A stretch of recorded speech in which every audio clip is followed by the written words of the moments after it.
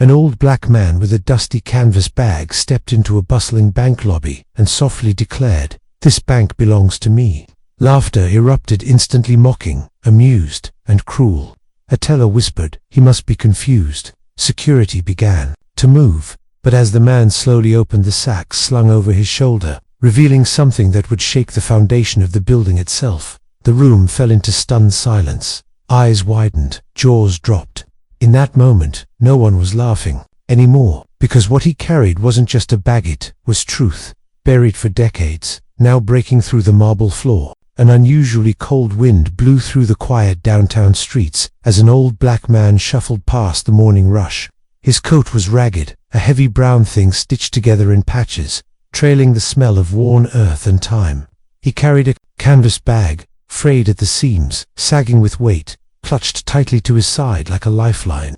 No one paid him much attention, just another ghost among concrete and glass. But as he pushed open the tall glass doors of the Rockview National Bank, the world inside would shift. The soft chime at the entrance barely registered to the bank employees who were busy balancing ledgers, organizing stacks of crisp bills, and offering practiced smiles to the morning clientele. The man stepped in slowly, his gait uneven.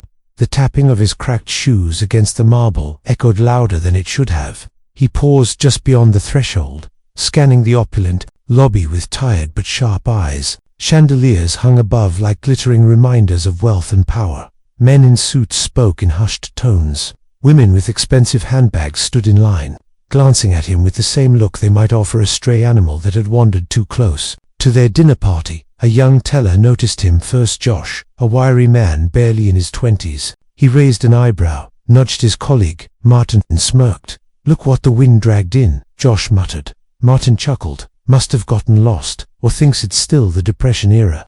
They both laughed quietly, the kind of laughter that cuts just beneath the skin. The man said nothing. He took a step forward. At the far end of the bank, a tall white security guard with a military haircut and a badge that read Miller narrowed his eyes. Stephen Miller was known in the building for two things: his short temper and his strong sense of who belonged and who didn't. And in his eyes, this man didn, single quotes T. Miller straightened his spine and began to approach. The old man walked toward the center of the lobby, slowly, deliberately, until he stood beneath the massive chandelier.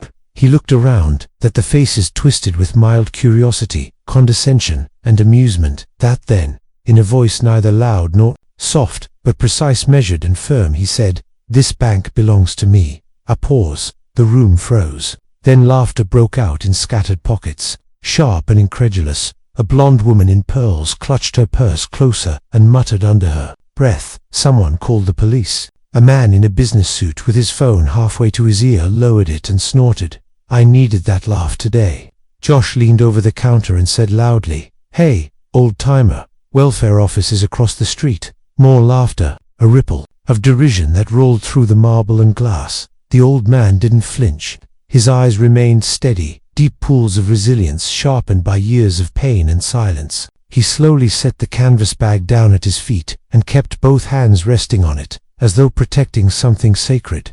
Miller approached, his boots echoing off the floor. "Double quote, sir. You need to leave," he said, his voice tight with warning. "I'm not here to cause trouble," the man replied. "I'm here to take back what was stolen." Miller snorted. "You're about 200 years too late for that." A few people chuckled nervously. The old man's eyes didn't leave the security guard's face. "My name is Elijah Kirby, and before this place was ever a bank, it was mine."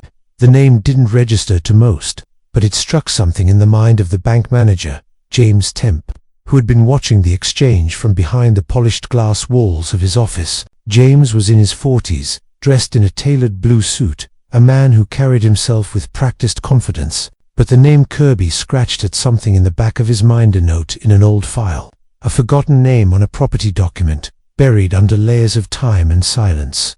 Miller scoffed. "You're not making sense, sir.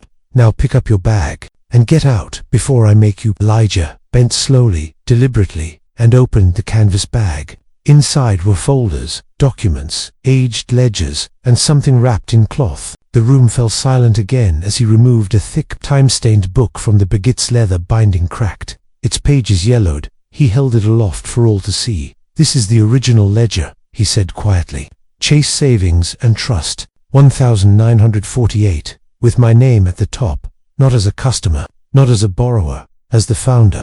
You could hear a pin drop. James Temp stepped out from his office, slowly making his way forward. "I'd like to see that ledger," he said, his voice cautious, but not dismissive. Elijah nodded and handed it to him. As James flipped through the pages, his face changed, composure slipping, jaw tightening. He read names, signatures, financial entries, and there it was, Elijah K. Kirby, dated, notarized, stamped. "How did you get this?" he asked. "I never let it go," Elijah said. "They took the building, they erased my name, but they couldn't take the truth. Not forever." Miller's hand hovered near his holster again. "James, you can't actually believe this," he said. "This guy's a con. He walks in off the street with a notebook and what suddenly owns the bank." But James didn't answer. Not yet. Instead, he turned another page. And another dot. Receipts. Business filings. Land transfer deeds. Elijah looked at him, voice steady. "They stole it from me, James, because I was black. They told me a Negro couldn't run a bank. They pushed me out, forged signatures, and buried the records." He paused. "Then I kept everything. For 57 years. I didn't come for revenge. I came for justice." Silence fell. Again. Outside, the wind howled down the street, and inside the bank, the foundation began quietly, invisibly to crack. James Temp stood frozen, the heavy ledger still open in his hands, the faded ink seeming to bleed into his skin. Behind him, the polished chrome and glass of his office no longer felt like a fortress, it felt like a glass cage. Every eye in the lobby was on him now. Every breath seemed to hang in the air, waiting for him to say something definitive, to confirm or deny what they had just heard. Stephen Miller shifted restlessly, his hand still hovering near the grip of his holstered gun. He wasn't used to doubt. He was used to being right, being in control. And here, now, an old man with a dusty bag and cracked leather book was undoing decades of certainty. "James," he barked, "say something. Tell him this is a mistake." But James didn't answer. He turned another page, and there it was, documents, filed under Elijah Kirby's name, co-signed by a John Williams, old, official stamps bearing the state of New York's seal, deposit records, land lease contracts, and even a memorandum of understanding outlining the foundation of what was then called Kirby and Williams Savings, the original name of what was now known as Rockview National Bank. A teller gasped quietly. Another backed up and leaned against the wall. "This can't be real," whispered Josh, the young teller who had mocked Elijah minutes earlier. Martin said nothing, staring ahead blankly like a man waking up from a long, comfortable lie. Elijah's voice cut softly through the silence. "I remember the day we opened. The floor wasn't marble then, it was bare wood. We didn't have chandeliers or high ceilings, but we had trust, we had community, and we had a dream. Until John betrayed me." James looked up sharply. "John Williams, the same Williams who partnered with the Matthews family." Elijah nodded once. "He sold his soul for power, for access. When the bank started turning profit, they told me it was too dangerous to have a black man at the helm. They fabricated insolvency, claimed I mismanaged the books, but I have every receipt, every letter, every lie they told." Miller scoffed. "Even if that's true, it was decades ago. You can't just walk in here and claim ownership of a modern institution. Law doesn't work that way." Elijah turned toward him, calm as ever. "Law may not, but truth does." Miller bristled. James closed the ledger and cradled it in both hands, his expression unreadable. "You're telling me," he said, "that this bank was stolen from you by your business partner and a powerful white family, and they erased your name from the history books?" "Yes," Elijah replied simply, "and I kept every piece of proof, because I knew this day would come." At that moment, one of the older clients, a man in his 70s with a cane, stepped forward. He squinted at Elijah and said, "You're Elijah Kirby. Your father used to run the church on Oak Street, didn't he?" Elijah nodded, a faint smile passing across his weathered face. "Yes, Reverend Joseph Kirby." The old man muttered something to himself, then said louder, "My father used to talk about you, said you were the smartest man in the borough, that you and Reverend Kirby were trying to change things, said you were the first colored man to try and build a bank in Rockview." Elijah's voice caught slightly. "We tried, and they made sure we failed." Someone else spoke up, a middle-aged woman in a red coat. I grew up here. My grandfather told me there used to be a community bank, but it disappeared after a few years. No one ever explained why. We always thought it went under. They made sure you thought that, Elijah said, his voice strong now, because if you knew the truth, you'd question everything they built on top of it. James turned slowly and walked toward the customer service desk, placing the old ledger gently on the polished counter. He looked at the two tellers, Josh and Martin, and said, "Scan every page, make digital copies, file them under temporary evidence for legal review." The two tellers blinked. "Now," James added, his voice sharper. They scrambled into motion. Miller took a step forward. "James, you're not really going to entertain this, are you? This man has no legal standing. We've got protocols, and we're going to follow them." James replied, "Which means we investigate the claim, not dismiss it." Miller's jaw tightened, but he didn't argue further. Yet Elijah reached into his bag again, pulling out a worn folder wrapped in oilcloth. He set it on the counter and unwrapped it slowly, revealing faded legal papers with seals and signatures. His fingers brushed each page like touching the ghosts of his past. "These are the land deeds," he said, "for the original plot, signed and notarized, with my name." James leaned forward, examining them. "They match the registry," he said quietly. Elijah added, "They also never contain a transfer of ownership from me to the Matthews family or John Williams. I never signed anything, they just took it." A long silence followed. Stephen Miller's voice, when it came, was low and angry. "Even if what you're saying is true, it doesn't matter. These people built this bank, modernized it. They turned it into a pillar of the community." Elijah turned toward him, eyes suddenly sharp. "Built it. They built it on theft, on lies. They climbed to the top using my foundation. Every dollar they earned was laid on the bricks I placed. How many more institutions in this country were built the same way? How many stories like mine have you never heard?" Miller said nothing, but his hand flexed near the gun again. James watched him carefully, then spoke. "Stephen, stand down." "You're siding with him," Miller said, his voice incredulous. "I'm siding with the facts." A ripple moved through the room, people shifting, glancing at one another. As if unsure of what came next, James turned to Elijah. "If this is going to move forward, we need legal counsel. Would you be willing to sit down with our internal attorneys and go over this?" "I've waited 57 years, Elijah said. "I'll wait another day, but not quietly." Just then, Emily Carter, a junior analyst who had been silently observing from behind her cubicle wall, stepped forward. She was soft-spoken, barely 25, but something in her expression was steely. She picked up one of the old bills from Elijah's bagger, yellowed, fragile $20 note with an ancient bank seal. She held it up to the light. "These aren't counterfeit," she said. "They're real, and they match the vintage currency we have archived from this institution's original safe." "How do you know that?" James asked. "I'm writing a thesis on the bank's history," she replied. "I've seen the documents, the seals, the notes. These are legit." A hush fell over the room again. Elijah gave her a slow nod. "Thank you." Emily returned the gesture, her eyes solemn. "You were erased, and we need to understand why." Stephen Miller stood stock still, his hands clenched. He didn't understand what was happening. He only knew that it felt like control slipping away. "I want legal here now," James said to one of the assistants. The assistant nodded and ran to the back office. The old man returned to his place beneath the chandelier. He picked up his bag, but left the documents on the counter.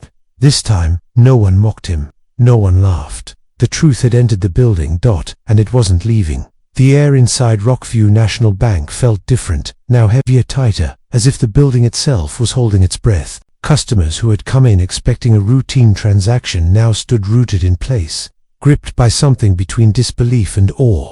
The old man who had once looked like a shadow among marble and gold now stood as the center of gravity, pulling attention and memory from every corner. James Temp paced in front of the main desk, flipping through Elijah's documents again. Every signature matched, every stamp aligned with what was recorded in the earliest registries of the bank. He didn't want to believe it, but the more he read, the more undeniable it became. Elijah C.K. Kirby hadn't come to tell a story, he had come to reveal a history that had been buried on purpose. Across the lobby, Stephen Miller remained stiff, arms crossed tightly over his chest, like a soldier who'd been given the wrong battlefield. His jaw flexed again and again, the kind of unconscious movement that signaled rage with nowhere to go. "This is madness," he finally muttered, mostly to himself. But someone heard him. Emily Carter, who had resumed her place behind the desk, raised her voice just enough to carry. "What's madness is how easy it is for people to forget, or pretend not to know." Stephen's head snapped toward her.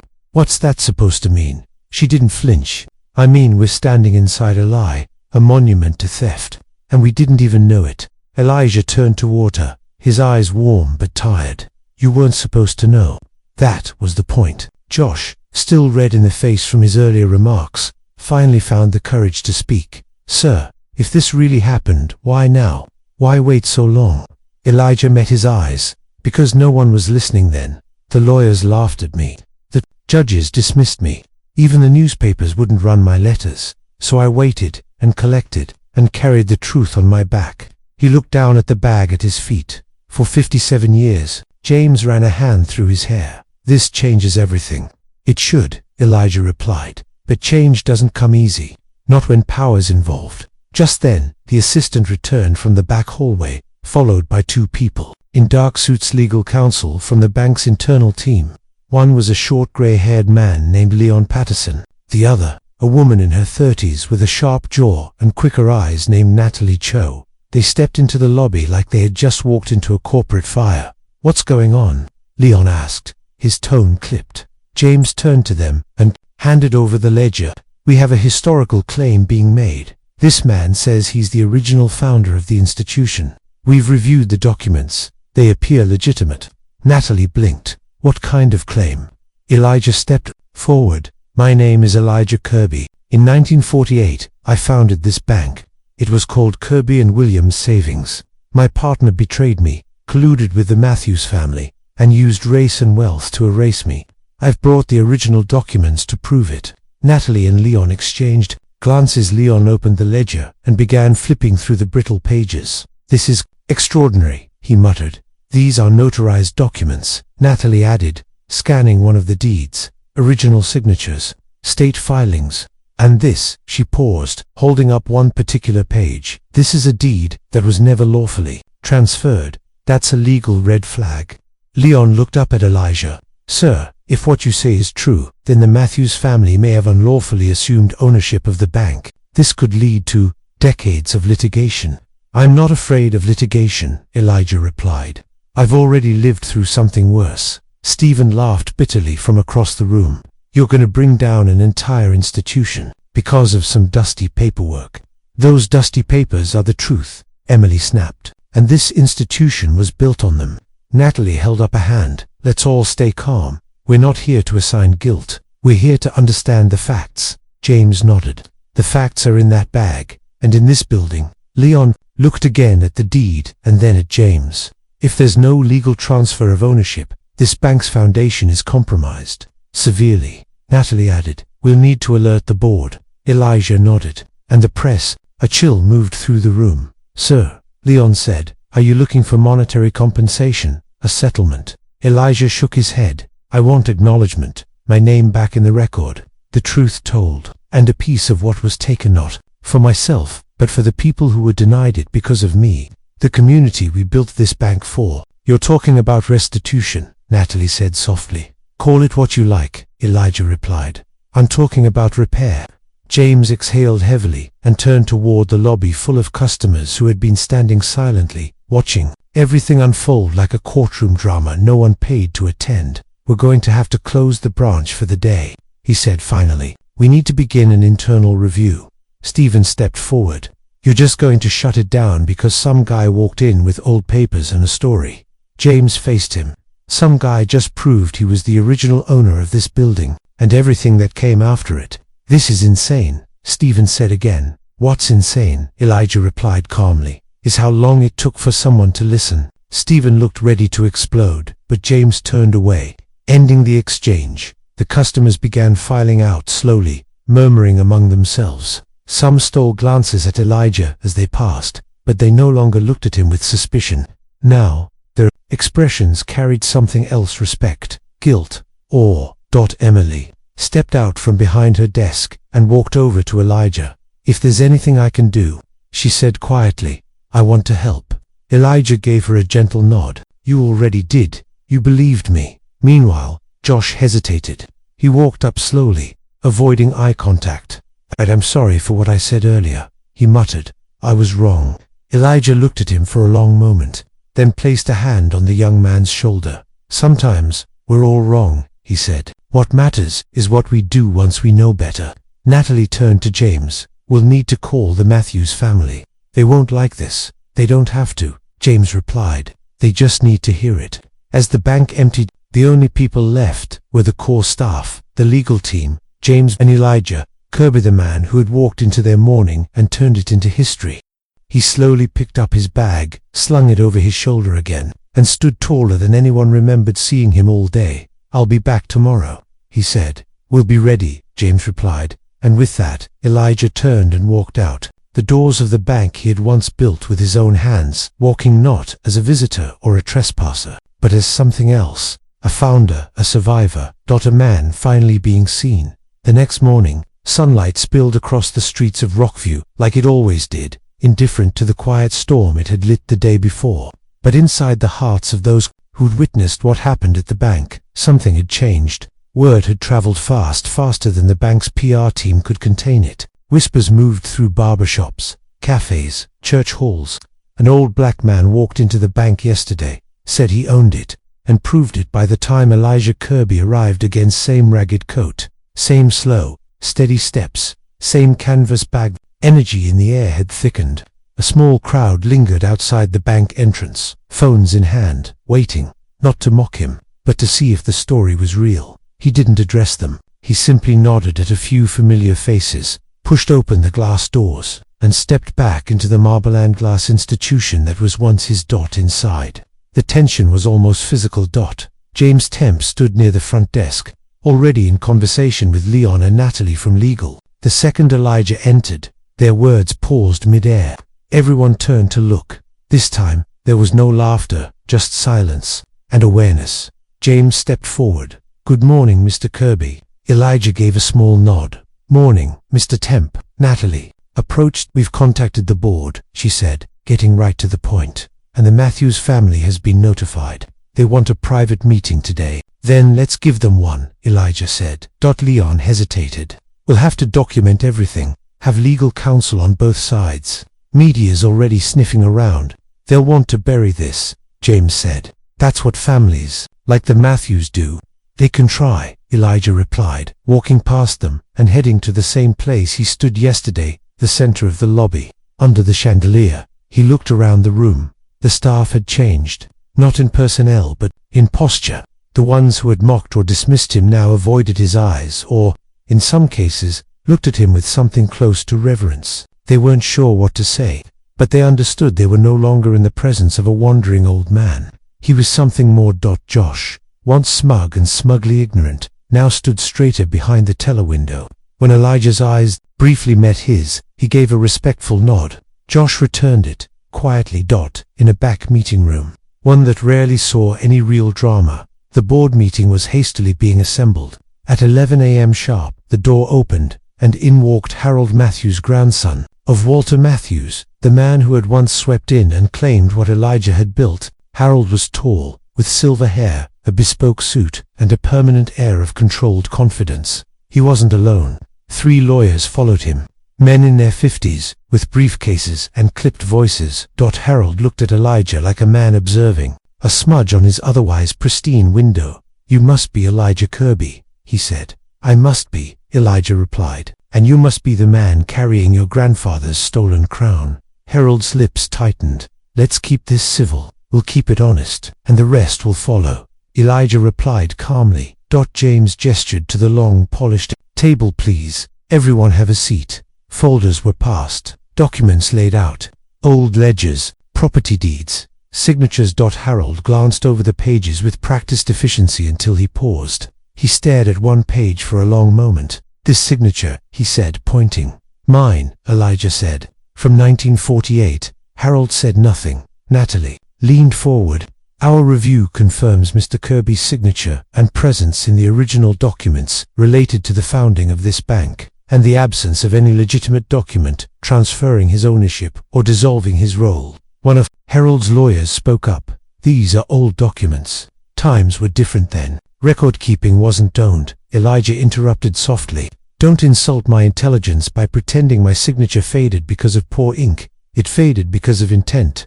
Harold leaned back in his chair, trying to recover control. "What do you want, Mr. Kirby?" Elijah looked him in the eye. "I want the truth to be told. Officially, publicly. I want my name restored as co-founder of this bank. I want a full investigation into how my stake was removed, and I want restitution for what was stolen both from me and the black community of Rockview." "You're asking us to destroy our legacy," Harold said, voice tightening. "No," Elijah said, "I'm asking you to stop building it on bones." The silence in the room after that was heavier than any verdict. One of the Matthews lawyers adjusted his glasses. This would make headlines. Lawsuits, damage the bank's reputation. Natalie was ready, not as much as a cover-up exposed. "If this leak sounded, will you'll wish you'd handled it in this room?" Harold looked down at the table, then back at Elijah. "Do you have any idea what this could cost us? Do you have any idea what it already cost me?" Elijah answered quietly, but with force. "My name, my family's future, my voice. For decades you inherited wealth. I inherited silence." Across the table, James Temp couldn't help but feel the magnitude of the moment. This wasn't just about a bank. It was about history itself being cracked open like an old safe that had finally rusted at the hinges. Harold's jaw worked in slow motion. "We'll need time to review." "Take all the time you want," Elijah said, "but the truth doesn't wait." By early afternoon, the board meeting had ended. The room emptied. Harold and his lawyers left with their folders and furrowed brows. But the damage, no, the truth, had already taken root. Word was already leaking. One journalist had already made it inside the building, snapping a photo of Elijah as he exited the boardroom, his bag slung over his shoulder like a badge of quiet triumph. Emily was waiting for him near the front desk. "How did it go?" she asked. "As expected," he said. "They're scared." "Good." He chuckled softly. "They should be." That afternoon, news spread across local radio, small news sites, and eventually regional outlets. Former black businessman claims ownership of historic bank. Documents support allegation. The phone lines at the bank lit up. Some calls were angry, some confused, but most curious. Was it true? How could we not have known? Elijah stood near the lobby windows, looking out at Rockview's Main Street. He hadn't just shaken the bank, he had shaken the town. Behind him, James approached quietly. "You just made this very complicated," he said, half smiling. "Truth usually is," Elijah replied, and together they stood silently as the sun lowered over a town just beginning to remember what it had forgotten. By the next morning, Rockview was no longer just a quiet town with a proud local bank. It had become a symbol. The news had broken past regional outlets and was now circling national headlines. Social media was ablaze. Hashtags like #Elijah Kirby, #TruthBanked, and #Justice Overdue were trending across platforms. People from cities miles away were calling the bank, emailing, sending letters. Some offered support, others demanded answers. Journalists began camping outside the building. Protesters, both those demanding justice and those defending tradition, lined the sidewalk. The town's stillness had been shattered by a voice that refused to be ignored any longer. Inside Rockview National Bank, the lobby felt like a different world. Security had doubled. Staff wore tense expressions. The atmosphere, once defined by marble calm and routine chatter, now buzzed with cautious awareness. Elijah Kirby entered with the same quiet dignity, his canvas bag still slung over his shoulder, his steps no faster than the day before. But this time, cameras followed him. Microphones reached toward him like grasping hands. "Mr. Kirby, how long have you had the documents? What do you plan to do next? Are you suing the Matthews family?" He didn't stop, didn't speak, just kept walking. Not with the anger of a man seeking revenge, but with the determination of someone walking toward the truth he'd waited a lifetime to meet. Inside the lobby, James Temp was waiting. His face showed the strain of the last 24 hours. He hadn't slept, and it showed. His phone had rung non-stop. The Matthews family's lawyers had issued warnings, investors had asked questions, but in the midst of it all, James had found something deeper than pressure. He had found conviction. "Morning," he said, as Elijah approached. Elijah nodded. "You holding up?" "Barely," James admitted. "But I'm here. That's more than most would manage." Across the room, Stephen Miller stood by the security desk. His posture was more rigid than ever, his jaw clenched so tightly it looked like it might snap. He'd been quiet since the board meeting, but his silence was its own kind of thunder. He watched Elijah with the eyes of someone who couldn't reconcile what he was seeing. A black man who had defied every expectation, who had proven every doubt wrong, who had not only walked into a space that rejected him, but reclaimed it. As the bank opened for business, a line began to form, not of transactions, but of apologies. A young mother with a toddler in her arms approached Elijah near the corner of the lobby. "Mr. Kirby," she said nervously, "my grandfather, he knew you. Said you were building something special before they took it." Those were his words.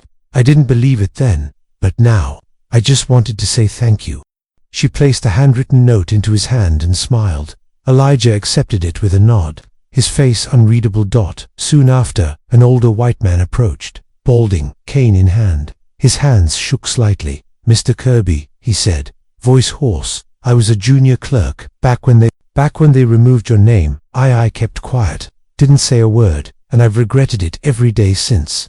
Elijah studied his face. "Why didn't you speak?" The man swallowed hard. "Fear, cowardice, maybe both." There was no anger in Elijah's reply. "Then speak now," he said.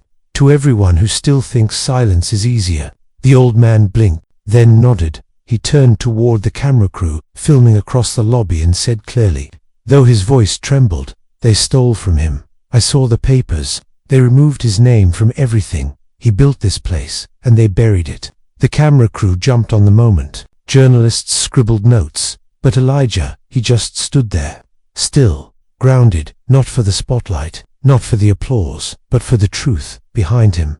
Josh, the young teller, watched all of it unfold, and then, quietly, left his station and walked over to Stephen Miller. "You ever think maybe we were wrong?" Josh asked. Stephen didn't answer, didn't blink. "We treated him like a crazy man," Josh added, "but he's the only one telling the truth." "Truth doesn't change the world," Stephen said coldly. "Power does." "Maybe," Josh replied, "but sometimes truth is power." That conversation would stick with Stephen long after that day. In the afternoon, Elijah was called back into another meeting.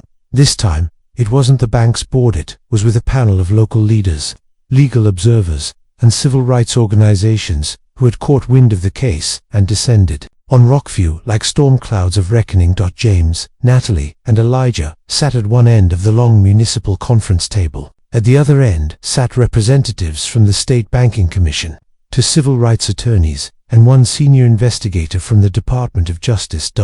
They had questions. "Mr. Kirby, when did you first suspect your bank had been taken without due process? Have you attempted legal recourse before? Do you still possess all the original financial and structural blueprints of the institution?" Elijah answered each calmly, precisely. His memory was razor sharp. He recounted dates, locations, signatures. He listed names of the men who had pushed him out, most of whom were now long gone, their graves unable to answer the questions their silence had created. But Elijah didn't need their confessions. He had evidence, he had memory, he had time. "Do you believe," one civil rights attorney asked, "that this was a racially motivated seizure?"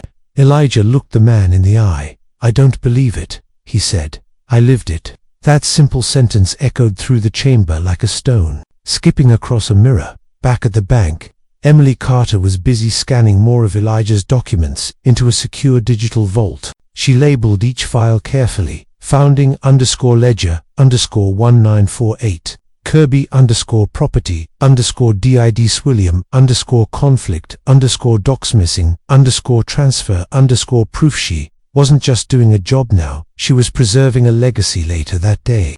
Elijah stood again in front of the bank building, this time at a podium hastily assembled by the town hall. Cameras flashed, microphones crowded around him. The bank's logo loomed large behind him. He spoke slowly, with the gravity of someone who knew the cost of every word. "I didn't come to destroy," he said. "I came to remember. This building stands on the work of a man you all chose to forget, not because he failed, but because he succeeded while being black." A murmur rippled through the crowd. They took my name from the records, he continued, but they couldn't take it from me, not from my memory, not from the bricks I laid, not from the dollars I invested. He held up the same yellowed ledger that had started it all. This is my proof, and now it's your truth. Reporters shouted questions. Some called it the most important moment in Rockview's modern history, but Elijah didn't stay for the noise. He stepped away from the podium, lowered his head, and walked back inside the bank, past the cameras, past the reporters, into the building he had built into. The truth they could no longer bury. The morning after Elijah Kirby's public address, Rockview woke up different again. Storefronts that once displayed sale signs now showed printed flyers that read "Truth can't be erased" and "Justice for Kirby." The town square was buzzing with community meetings, late-night panel discussions, and impromptu debates about what should happen next. Inside Rockview National Bank, employees no longer whispered out of embarrassment, they whispered out of awe. The name Kirby had gone from taboo to sacred in less than 3 days, not just because of what he had proved, but because of how he had done it with unwavering patience, precision, and grace. But the storm was far from over. At 9:15 a.m., the elevator to the executive floor opened with a cold ding, and in walked Harold Matthews, faced grim, flanked by 2 more corporate attorneys dressed in navy blue. His eyes scanned the lobby like a man surveying a battlefield that used to be his. He didn't greet the staff, didn't acknowledge the security guard. His only words, as he passed the receptionist, were, "Get Temp to the boardroom." Inside the executive boardroom, the atmosphere was ice. The table that once held investor updates and balance sheets now bore folders marked dispute, found a claim, and potential restitution settlement. A legal pad sat at every seat, but no one reached for it. The tension was too thick for note-taking. James Temp entered calmly, accompanied by Natalie Cho and Leon Patterson from Legal. Harold didn't wait. "This has gone too far." James raised an eyebrow. "You mean the truth?" "I mean this media circus, this crusade. We're being painted as thieves in the national press. Our stock value is dipping. Investors are nervous. And this man, this Kirby's being treated like a saint." Natalie spoke before James could. "He has evidence, Mr. Matthews. Evidence you can't disprove." Harold turned sharply to her. "Do you know what happens when the image of a bank collapses? Lawsuits, panic withdrawals, collapse." Leon added cautiously, "And do you know what happens when a bank buries the truth after it's exposed? Federal investigations." The words hung heavy. Harold looked at James. "You still have a chance to fix this, contain it, resettle quietly. No admission of wrongdoing, bury it in bureaucracy." But James had already decided. There's no going back to silence. "Harold, not anymore." Harold narrowed his eyes. "Then you've chosen sides." "I've chosen facts," James replied, voice steady. "And integrity. Something this place should have chosen decades ago." The meeting ended without resolution. Harold stormed out, slamming the door behind him. Meanwhile, downstairs in the customer lounge area, Elijah sat quietly in a leather chair, sipping weak coffee from a paper cup. A handful of curious residents had entered just to catch a glimpse of him. They approached him cautiously, as if unsure whether they were interrupting history in progress. One man, a high school history teacher named Greg Norman, walked over with a manila folder tucked under his arm. "Mr. Kirby," he said, adjusting his glasses, "I found this in our archives. It's a 1951 article draft, never published. It mentions your name, describes the early days of the bank and your sudden disappearance. It was pulled before printing." Elijah took the folder and opened it. The pages inside were aged, filled with edits. His name was mentioned several times, once in a quote, once in a photo caption, though the photo was missing. "Why bring this now?" Elijah asked, gently. Greg hesitated. "Because I teach history, and yesterday I realized we've been teaching a lie." Elijah nodded and closed the folder. "Then teach them better," he said.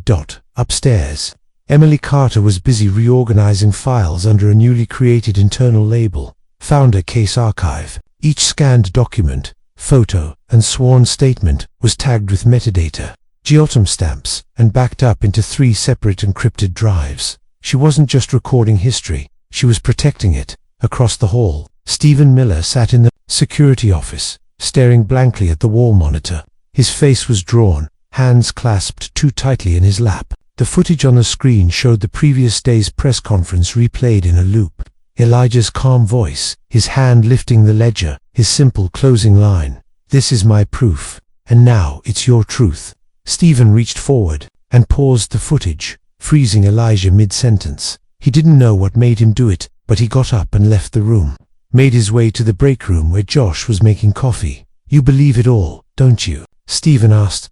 Josh looked over, startled. I do now. Yeah. Stephen leaned against the wall. I didn't want to. Still don't. Why? Stephen looked down. Because it means I've been part of something wrong for years, and I never questioned it. Josh didn't say anything for a long moment. Then finally, then maybe now's your chance to make it right. Downstairs, James found Elijah standing in the records hallway, studying a framed portrait of John Williams and Walter Matthews, the two men once credited with establishing Rockview National Bank. They still have their names up there, Elijah said without turning, big gold letters on glass. Not for long, James replied. Elijah turned his head. You sure you're ready for that fight? I wasn't, James admitted, but now I am. They stood in silence for a beat before Elijah said, You know what hurts the most? James shook his head. What? That the building still stands. The business survived. They thrived using my foundation, and the world kept spinning like it was normal. James looked him in the eye. Then we stopped the spinning. Make them look. That afternoon, Natalie submitted a formal petition to the board, a request to amend all internal documentation to reflect Elijah C.K. Kirby as the co-founder and original owner of the bank. Attached were over 200 pages of supporting documents, recordings, eyewitness testimonies, and historical artifacts.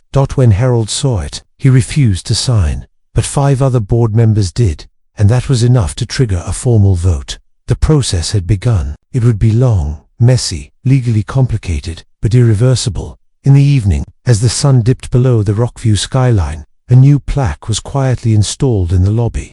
It wasn't permanent, just a placeholder, a simple metal sign. Black letters, in recognition of Elijah C.K. Kirby, co-founder, 1948. Emily stood beside Elijah as he read it. Her voice was quiet. It's not enough, but it's a start. Elijah nodded. Starts are all I ever had, he said. This time, maybe I'll get to see how it ends. 2 days after the plaque was mounted in the lobby, the story of Elijah Kirby had reached international media. Articles with headlines like The Man Who Built a Bank They Tried to Erase and Justice Decades Later. Elijah Kirby's truth flooded digital platforms. People were sharing old photos, letters, family anecdotes, some even claiming their grandparents once banked at Kirby and Belt Williams before it disappeared from local history. Elijah didn't read most of it, not because he didn't care, but because the truth didn't need noise to validate it. He had spent too many years screaming into silence. Now that people were finally listening, he chose to speak only when it mattered. Inside Rockview National Bank, the staff's daily routines had shifted dramatically. Morning huddles no longer focused on loan quotas or interest rates, but on document security, internal investigations, and legal protocols. Customer service now included public relations. The entire institution had transformed into a living archive. On the executive floor, James Temp sat behind his desk, a stack of paper before him, contracts, internal memos, subpoenas from state regulatory boards. But at the top of that stack was a letter, a simple, typed request from Elijah Kirby. It read, I do not wish to sue for ownership. I do not want to destroy what has grown here. I want the record set right. I want my name restored. And I want a foundation created under my name to serve the community that was denied the wealth it helped build. Not a check, a future. Elijah C.K. Kirby. James folded the letter and placed it gently inside a folder labeled Kirby Response Plan. Across the building, Emily Carter was in a meeting with marketing staff. They were preparing a rebranding proposal, not just a slogan or campaign, but something more permanent. They floated ideas, a commemorative week, educational panels, history exhibits inside the bank. But Emily pushed further. I think we rename one of the branches, she said firmly. Everyone looked at her. After Mr. Kirby, one asked. Yes, she replied. We don't just rewrite a plaque, we rewrite the map. Meanwhile, down in the community hall, a group of elders from the historically black neighborhood of East Rockview gathered to meet Elijah. Many remembered him. Others had only heard the stories, the whispers about the man who built a bank, long dismissed as myth. Now, he was standing before them, real and present. The same quiet man with kind eyes and fire, buried beneath layers of restraint. One woman approached him. Her name was Lena Hayes, 83 years old, sharp as a blade. "I remember you," she said, her voice strong. "You used to walk by the Baptist church with that brown satchel, nodding at everyone like a man who knew where he was going." Elijah smiled softly. "I remember you too. You made the best cornbread on Oak Street." She laughed. "And you promised you'd put my son through school if the bank succeeded." "Did he go?" Elijah asked. She paused. "He didn't. We couldn't afford it after you disappeared." The words hit like a quiet punch. "Then maybe," Elijah said, "I still owe him." She didn't cry. She simply reached out and held his hand. "You don't owe us, Elijah," she whispered. "You just finally made them see." That evening, a town hall was held at Rockview Community Center. The auditorium was packed wall to wall, teachers, bankers, high schoolers, lawyers, journalists. At the front of the room was a modest stage, a podium, and one chair. Elijah Kirby sat in that chair, wearing his patched coat, hands folded in his lap, the same canvas bag at his side. James Temp stood beside him at the podium. He cleared his throat. "Tonight isn't a press event. It isn't damage control. It's correction. It's restoration. We've invited Mr. Kirby to speak, not as a guest, but as the co-founder of the institution many of you have trusted for generations." Applause erupted longer than expected, heartfelt, sustained. When it faded, Elijah rose slowly, no speech in hand, no teleprompter, just his voice. "I was erased in silence," he began, "but I return in sound." He looked out at the crowd. "They told me I was too poor, too black, too early. They took what I built, not because it wasn't strong, but because they didn't want the world to see a man like me standing at the top." He held up the worn ledger again. "This is not a symbol. It's not nostalgia. It's evidence. Every page is a wound, and every signature a scar. But I kept it, because truth never stops mattering. Not even when you're tired of fighting for it." He paused, scanning the faces in the crowd. "I don't want revenge. I want rebuilding. I want every child in this town, black, brown, or poor, to walk into a bank and believe they belong there. Not as customers, not as employees, but as builders, as owners." The applause returned, louder than before. Many stood, some wept, others just sat in stunned silence, realizing they were witnessing a moment that would be taught in textbooks one day. Back at the bank that night, someone placed flowers beneath the new lobby plaque. No note, just lilies, white, fragrant, quietly powerful. The next morning, an anonymous donation of $100,000 was wired to a new community fund named the Elijah Kirby Foundation. Within hours, the donations multiplied. Within days, schools began organizing field trips to the bank, to learn, to listen, to see. And still, Elijah came every morning. Same chair, same coat, same bag. But each day, the world treated him a little more like what he had always been. Not a legend, not a martyr, just a man who built something, and waited a lifetime to be recognized for it. The week following the town hall marked a shift not only in Rockview's collective conscience, but in the very identity of Rockview National Bank. What had once been a monolith of wealth and tradition now bore a visible cracknot, a fracture, of weakness, but an opening, through which honesty and history had finally broken in. Inside the bank, morning meetings took on a different tone. Instead of sales targets and investor reports, they began with quotes from Elijah Kirby's speech. Every employee received an internal memo titled "A Future Built on Truth." It contained not just talking points, but historical excerpts from ledgers, even copies of the scanned 1948 deed bearing Elijah's signature. For the first time, the bank wasn't just a building, it was a story. On Tuesday morning, James Temp stepped onto the main floor just as Elijah arrived, his now famous canvas bag hanging comfortably from his shoulder. But this time, something was different. He was met with clapping, a slow, respectful applause, starting with Emily Carter and Josh, then the other staff, the security guards, even a few customers. Not loud, not forced, but honest. It was not for show. It was recognition. Elijah didn't stop walking, but the smile that touched his face said everything. James joined him as they made their way to the coffee station. "Morning," James said.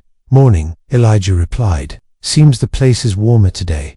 I think it's finally breathing again." Elijah chuckled. "Took long enough."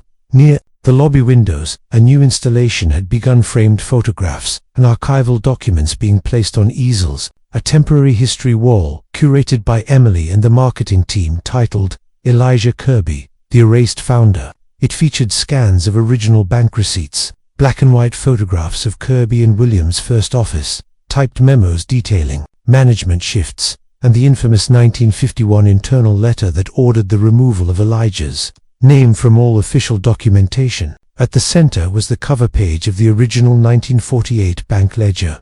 Beneath it, a quote from Elijah: "Truth kept in silence is still truth, and one day it will be heard." Visitors came just to see it. Some cried, others stood in silence for long minutes before moving on. School groups came with notebooks. Professors arrived to ask for interviews. Authors reached out for rights. But Elijah refused most of it. "I didn't come to be famous," he told Emily one afternoon as she filed another box of scanned pages. "I came to be remembered." By midweek, the bank's board of directors reconvened. Though Harold Matthews had lobbied heavily against any institutional apology or public record correction, pressure from shareholders, customers, and the press had grown too great. So, on Thursday morning, they issued a formal statement. The board of Rockview National Bank acknowledges Mr. Elijah T.K. Kirby as the original co-founder of this institution.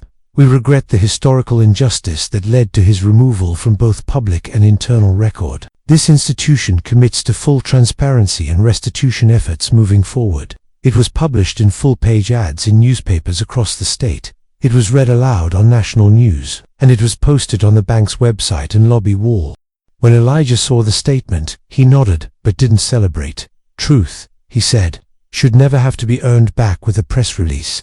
Still, the moment was not lost on anyone, especially not on Harold Matthews, who had become increasingly isolated within the institution he once controlled like royalty. On Friday afternoon, Harold showed up unannounced. He stepped into the bank wearing a dark gray suit and a face lined with tension. The lobby quieted. He walked slowly toward Elijah, who stood near the history display, reading a plaque. "Mr. Kirby," Harold said quietly. Elijah turned, his eyes calm. "Mr. Matthews." Harold paused. He held something in his hand, a manila envelope. "I'm stepping down from the board," he said, his voice controlled. "This is my formal resignation."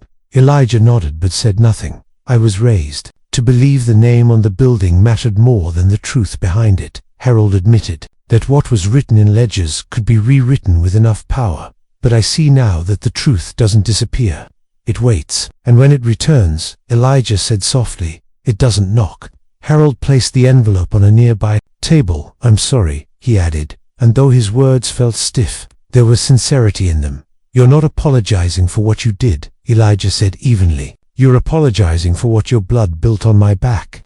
Harold's eyes flickered. He gave a single nod and walked away, past the staff, past the new plaque, past the cameras now capturing even the smallest shift in expression. James approached. A few minutes later, "What was in the envelope?" "His resignation letter," Elijah replied. "And a check. You're going to cash it?" "No," Elijah said, "but I'll frame it." That weekend, a small ceremony was held in the East Rockview Community Park. It was organized not by the bank or city officials, but by families, black families who had passed down Elijah's name in whispered stories and unmarked photos. They unveiled a mural, bold, colorful, painted on the red brick wall of the local library. It showed Elijah as a younger man, holding a brick in one hand and a book in the other. Behind him, the silhouette of a bank building rose into the sky, made not of concrete, but of documents and ledgers and names that history tried to hide. Beneath the mural were 5 words: "You can't erase a builder." Elijah stood before the mural for a long time, saying nothing. Lena Hayes stepped beside him. "It's beautiful," she whispered. "I didn't ask for it," Elijah replied. "You didn't have to." By Monday, donations to the Elijah Kirby Foundation had crossed $250,000.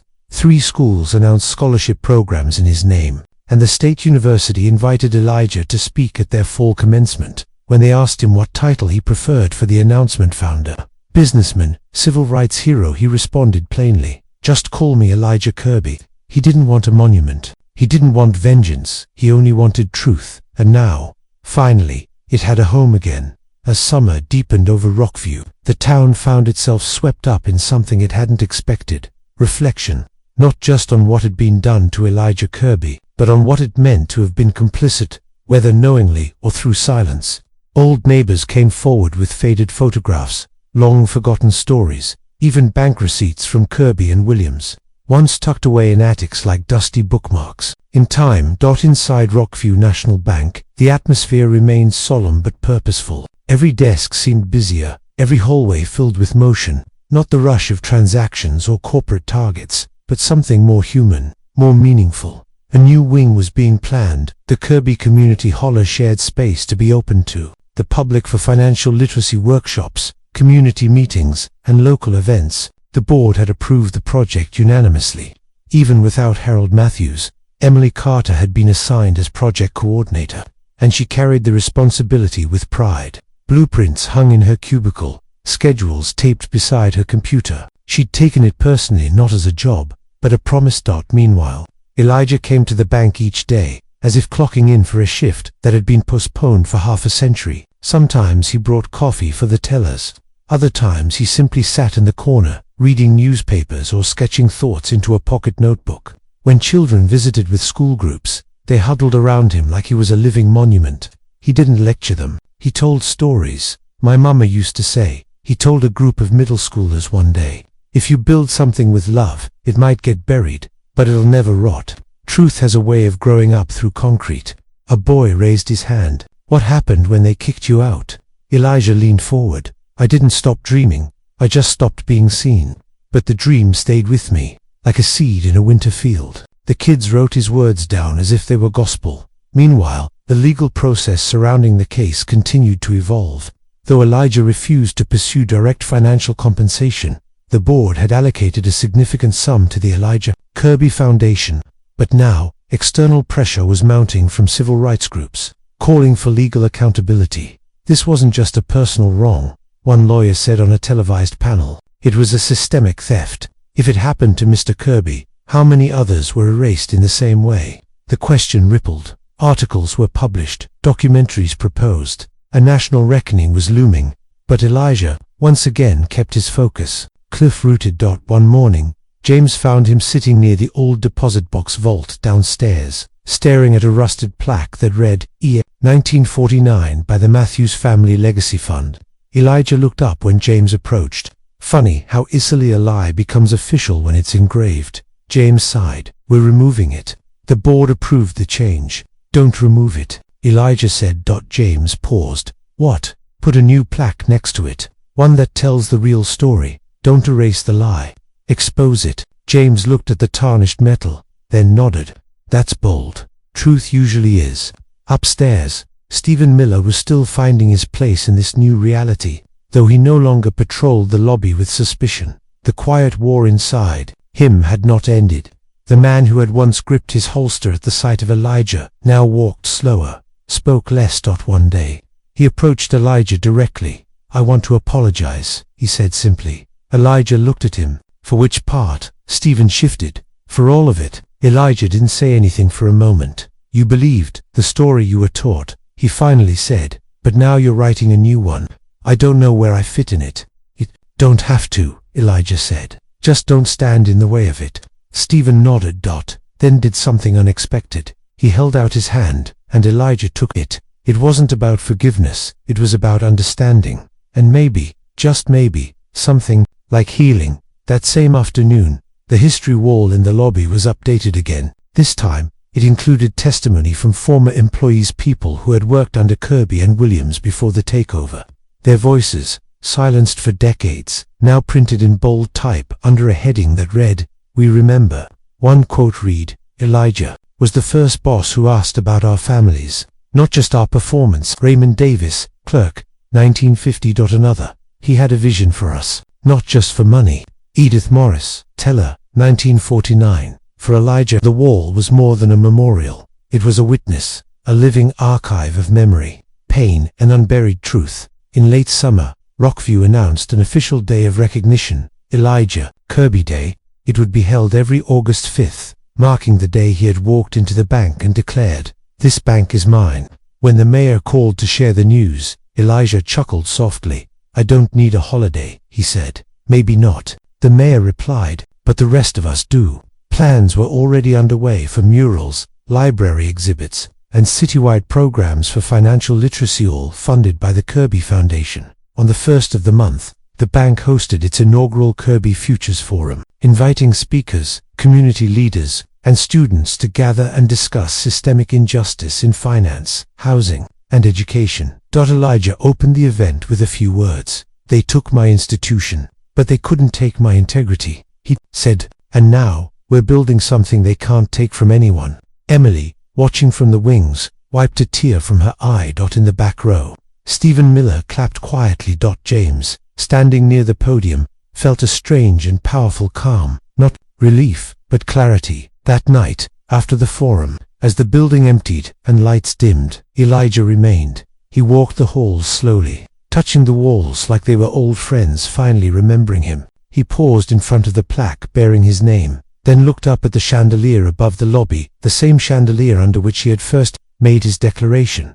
The marble floor reflected his silhouette back at him, not as a stranger, but as someone restored. He placed his hand on the glass counter, where his ledger had been scanned just weeks earlier, then whispered, "To no one and to everyone, we're not done yet." September brought cooler winds to Rockview, but inside the bank, things were only heating up. While the legal battles outside the town's borders grew more complex, investigations opened, watchdog groups submitted historical claims, and scholars began piecing together long-buried financial injustices. The bank itself became something of a symbol, not a perfect one, not a clean one, but a raw, evolving one. A place where history was not only confronted but rewritten, word by word, in the voices of those who had been silenced. On a quiet Thursday morning, Elijah Kirby arrived as he always did just after the cleaning crews, just before the rush. The doors clicked open, and there he was, the patched brown coat, the bag that had carried decades of evidence, the gait that spoke of both weariness and will. Except today, something was different. A young man waited by the door, holding a camera. "Mr. Kirby," he said nervously, "I'm Darius, film student, City College. Would you mind if I asked you a few questions?" Elijah gave him a long, curious look. "Depends on the questions. I'm doing a project on black entrepreneurship stories that never made it into the textbooks. Yours changed how I see myself." Elijah nodded. "Then ask your questions." They sat near the lobby's south windows, away from the hum of tellers and customers. Darius filmed him against the light spilling in from the glass, capturing not just the man, but the presence, the gravity he carried without force. "What kept you going?" Darius asked. After they took everything, Elijah thought for a moment, then replied, "Memory and anger. Not loud anger, quiet anger. The kind that doesn't burn fast, it burns steady." Darius nodded slowly, adjusting the lens. "What do you want people to remember about your story?" Elijah didn't blink. "That the dream wasn't mine alone. I was just the one who wouldn't let go of it." After the interview, Darius packed up his camera with quiet reverence. "Thank you," he said. "Thank me by telling the story right."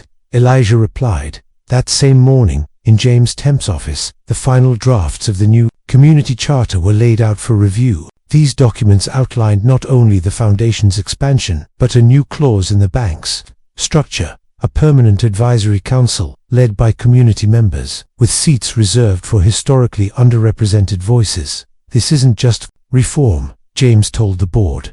"This is redefinition. We're not just acknowledging our history, we're tying our future to it." The board voted unanimously in favor. Across town, murals of Elijah began popping up. One on the side of a youth center, painted by teenagers inspired by his town hall speech. Another at the community college, showing a younger Elijah with blueprints. In one hand, a brick in the other. And still, every morning, Elijah showed up at the bank. He met with students, answered letters, sat with the staff during breaks. One afternoon, Emily brought him a box carefully sealed, labeled in handwriting she barely recognized. "We found this in storage," she said. Deep in the records room, it was filed under discard. Elijah opened the box slowly. Inside were photographs, old black and white shots of him and John Williams standing outside Kirby and Williams Savings, images of the bank's first ledgers, early customers, and a ribbon-cutting ceremony that had never been publicly acknowledged. He stared at one picture for a long time, him, smiling, suit freshly pressed, holding a pair of scissors beside a small group of black families, Kids smiling, hands held hope in their eyes. They were there, he said softly. All of them. Emily leaned closer. This rewrites everything. No, Elijah replied. This restores what they tried to erase. That evening, James stood at the history wall with a few of the younger employees, telling them the story of the ledger. The moment the bank fell silent when Elijah pulled it from his bag. The way he said, "They took the building, but they couldn't take the truth." What was going through your head when he said that? One intern asked. James smiled. That, I had just met the most powerful man in the building. The intern looked over at the plaque. Not the richest. No, James said, the richest men don't always carry the most value. At the same time, on the other side of the bank, Elijah was helping a teenager fill out her first checking account application. She looked nervous, hands shaking a little as she held her ID. You ever think someone like me could run a place like this? She asked. Elijah looked at her. You think someone like me did? He asked back. She smiled, realizing the answer. One day, they'll call you ma'am with respect, he said. Not surprise.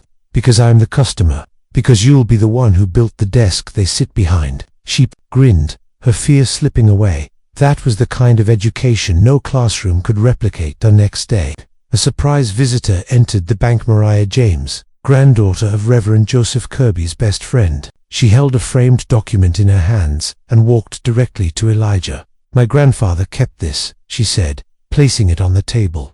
It was an invitation, aged but pristine. You were cordially invited to the opening of Kirby and Williams Savings. July 12, 1948. Elijah's eyes widened. He held the frame delicately, his hand running over the embossed lettering. I never even got a copy of this, he whispered. Mariah smiled. He said one day, it would matter again. Later that evening, Elijah sat beneath the history wall, surrounded by records once buried in silence. He pulled out his notebook and wrote something at the top of a fresh page. The dream wasn't stolen, it was delayed, and now, it's awake.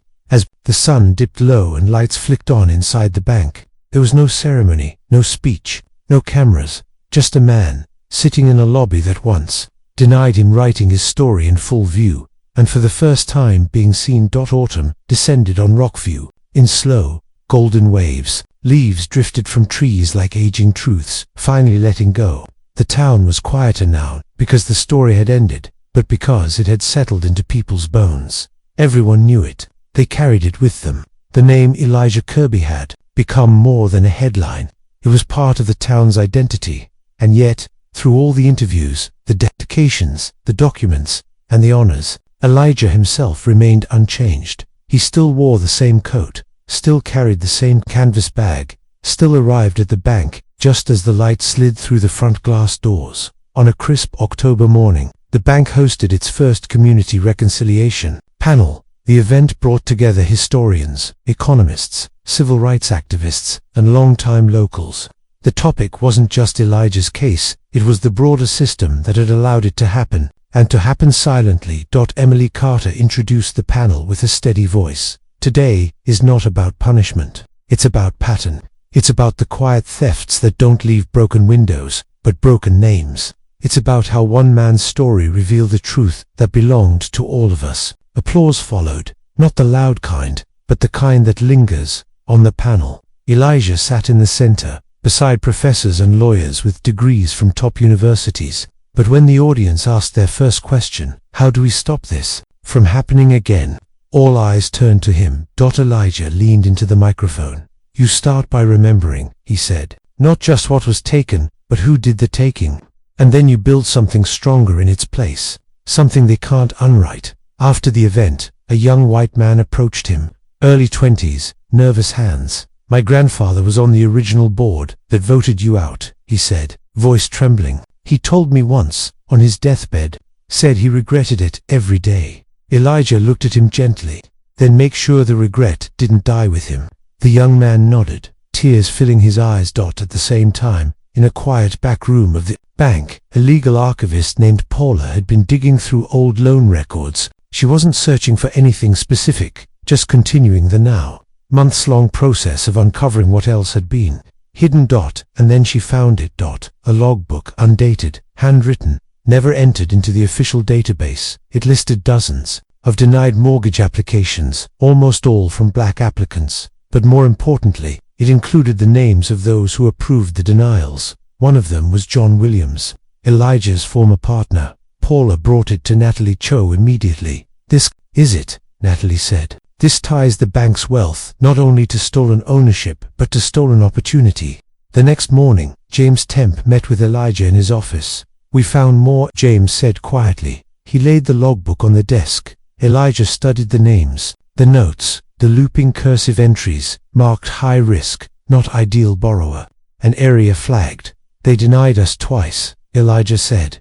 "Once as partners, then as people. We want to publish this." James said, "Make it public." Elijah replied. "Truth isn't finished yet." News of the logbook broke 2 days later. Headlines read, "Newly uncovered records revealed decades of racial redlining linked to Kirby's stolen bank." It caused waves. Local officials called for investigations. Real estate agents asked for audits. Even former employees began coming forward, admitting what they had seen or refused to see.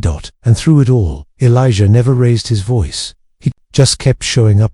One day, a reporter asked him, "How do you feel watching the world finally react to something you carried for over half a century?" Elijah paused. "Like I'm watching the harvest of seeds no one remembered being planted." Meanwhile, the Kirby Community Hall, the newly constructed annex next to the bank, was nearing completion. Glass walls, open rooms, colorful murals, inside and out. It was designed not like a boardroom, but like a classroom, a gathering space, a place for beginning. James offered to name the building after Elijah. "Don't name it after me," Elijah said. "Name it after what we lost and what we're building." So the sign that eventually went up read, "The Reclaim Room, home of the Kirby Community Futures Project," and in smaller letters beneath, "Built for the unseen." That fall, school buses lined up outside the building every Friday. Students from all over the county came to tour the Wall of Truth, the exhibit of Redland maps, the display of Elijah's ledger, and always, if he could, Elijah was there to greet them. "You ever feel like giving up?" one high school girl asked him. "All the time," he said, smiling. "Then why didn't you?" Elijah looked at her and replied, "Because giving up doesn't make the lie any smaller." On November 1st, the bank hosted a commemorative dinner, inviting former employees, descendants of early depositors, and civic leaders. The evening was filled with speeches, toasts, and laughter, but the moment that stole the room came when Elijah stood without being asked, said, "I didn't come here to be celebrated. I came here to finish what I started. And tonight, I feel like we've only just begun." He raised his glass not of champagne, but of iced tea, to the builders they forgot. The room stood in silence for a moment, then rose, glass by glass. After the dinner, as guests departed, James walked Elijah out to the sidewalk. "You ever think this would happen?" James asked. Elijah looked up at the sky. "Not like this," he said. "I thought I'd be buried before I was believed. But you're here. And now that I'm seen," Elijah said, "I want others to be, too." He looked out across the quiet street, where the bank glowed softly behind them, no longer just a symbol of exclusion, but a monument to reclamation. He turned to James. "There's more to uncover, more stories, more names. Promise me you'll keep looking." James nodded. "I promise." Elijah smiled, and with that, the man who had once stood in that same building and been laughed at now walked away with history behind him, justice beside him, and truth ahead. Winter arrived quietly in Rockview. The sidewalks turned silver in the morning frost, trees stood bare like open hands, and breath curled visibly in the air. The town, once defined by quiet routines and long shadows, now carried a sense of steady movement toward something better, something earned. Inside the bank, the lobby had changed, not its walls, not its floor, but its feeling. Where once there had been marble and murmurs, now there was memory, living memory. School groups came and went weekly. Local historians took guided tours of the archive, and visitors from across the country stood beneath the chandelier where Elijah Kirby had once said, "This bank is mine," just to feel the echo of that moment. But Elijah wasn't always there now. His health had begun to slow him. Nothing dramatic, just fatigue. More time sitting than standing, more silence than speech. His hands shook slightly when he lifted the ledger. Still, he came every few days, to sit, to watch, to remember. On a particularly cold Tuesday morning, Emily Carter found him in the reclaim room, seated in front of the wall-sized photo of the original Kirby and Williams building. He stared at it like it might breathe. "They look so young," he said softly, pointing at the group of employees. "In the image they were," Emily replied. "So were you." Elijah smiled faintly. "And still, we knew what we were building." She sat beside him. "You know," she said, "this building's changed. But it didn't feel real until we put your name on the deed last week." Elijah didn't look surprised. "I read the report. It's official now," Emily said. "In every legal record, your co-founder." He nodded, slowly. "Took them long enough." She chuckled. "But I didn't do this for a name," Elijah said. "I did it for a future that couldn't be stolen so easily." Just then, a knock at the glass entrance. James Temp entered, holding a small box. "I have something for you," he said, placing it in Elijah's lap. Elijah opened it slowly. Inside was a gold medallion, polished and elegant. It bore his full name, the founding year 1948, and phrase etched beneath, "The Builder Returned." He stared at it for a long moment, then closed the box gently. "Thank you," he said. James sat across from him. "You know, we're renaming the scholarship fund next quarter," he said. "Not just the Elijah Kirby Foundation. It'll be called the Kirby Generation Fund, focused on launching young entrepreneurs, especially from communities that were once red." "Good," Elijah said. "Don't make it about me. Make it about what's next." Outside, the snow had started to fall, tiny flakes dancing on the air. A few days later, Elijah called a private meeting in the reclaim room. Just a handful of people: Emily, James, Natalie, Stephen Miller, and a few of the youngest staff members. He stood slowly, leaning slightly on a wooden cane gifted to him by a local carpenter who'd carved his name into the handle. "I don't know how long I've got," Elijah said plainly, "but I want to leave you something." From his canvas bag, now softened with age, seems almost invisible, he pulled a thick envelope. "Inside are letters," he said, "to be opened only if this place forgets again." He handed it to Emily. "I don't think we will," she whispered. "You don't plan to forget," Elijah said. "But memory fades when no one fights for it." He looked at each of them. "Promise me you'll fight." One by one, they nodded. Stephen, the last to meet his gaze, stood and placed a hand over his heart. "I was wrong," he said, "but not anymore." Elijah gave a single nod. The meeting ended in silence. 3 weeks later, the bank hosted a commemorative art unveiling. Local artists had contributed paintings, photographs, even poetry inspired by Elijah's journey. One painting in particular captured attention. It showed Elijah standing in front of the original bank building, but behind him was a line of younger people, all races, all ages, each holding bricks. The message was clear. The building wasn't just reclaimed, it was being rebuilt. That night, as the event closed and guests filtered out into the snowy street, Elijah remained inside. He stood beneath the chandelier one more time. The marble beneath him had been polished. The plaque at the entrance gleamed. The display case housing his ledger had been moved to the center of the room, now secured behind reinforced glass and soft lighting. He reached out and touched the glass gently. "You were never just paper," he whispered. "You were my voice when no one would listen." The next morning, Elijah Kirby didn't come to the bank, nor the next day. On the third day, James Temp received a phone call from Lena Hayes. "He's resting now," she said softly, peacefully. James closed his eyes, nodded. News spread quickly. There were no headlines this time, no crowds, just silence, honest, aching silence. On the fourth day, flowers appeared at the steps of the bank, then notes, then candles. Schoolchildren wrote letters and taped them to the windows. The bank closed for a day, not out of obligation, but out of reverence.